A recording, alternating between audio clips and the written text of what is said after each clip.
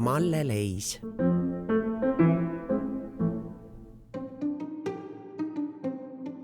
Kui vaadata Malle Leisi maale, sundimatuid ja psühhedeelseid, siis tundub, et tõelised lillelapsed liikusid toona hoopis Eestis.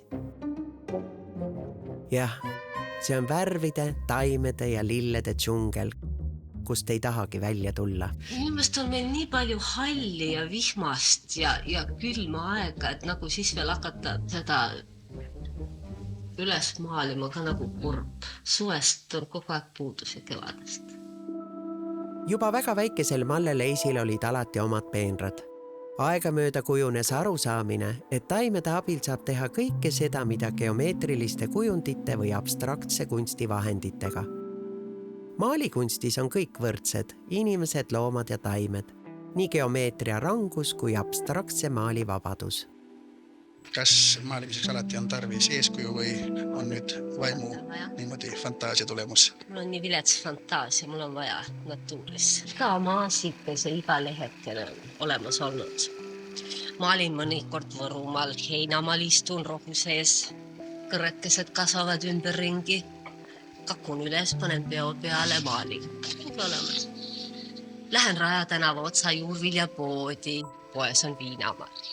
Kuubast saadetud magused ja kollased. Mari on ju kaunis ja kui ma ta peo peale võtan ja talle otsa vaatan, mis mul üle jääb muud, kui isu äratavana maalida. Kui Leisi piltidele ilmuvad inimesed, on nad rõhutatult isikupäratud.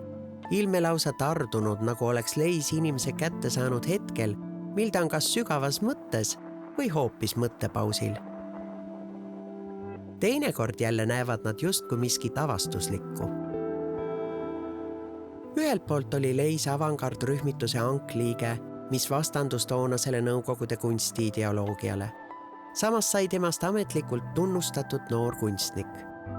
Põhjus peitus ilmselt selles, et Leisi kunstis on lihtne ja üldmõistetav sõnavara kombineeritud rafineeritud syntaksiga.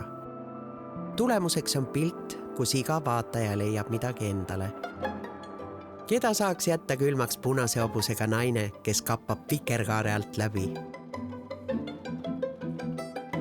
Leis sai varakult tuntuks nii kodus kui välismaal. Juba aastal 1976 nägi tema töid USA näitusel New Art from Soviet Union. Vilgas töö jätkus aastakümneid. Kokku sai pilte nii 1000.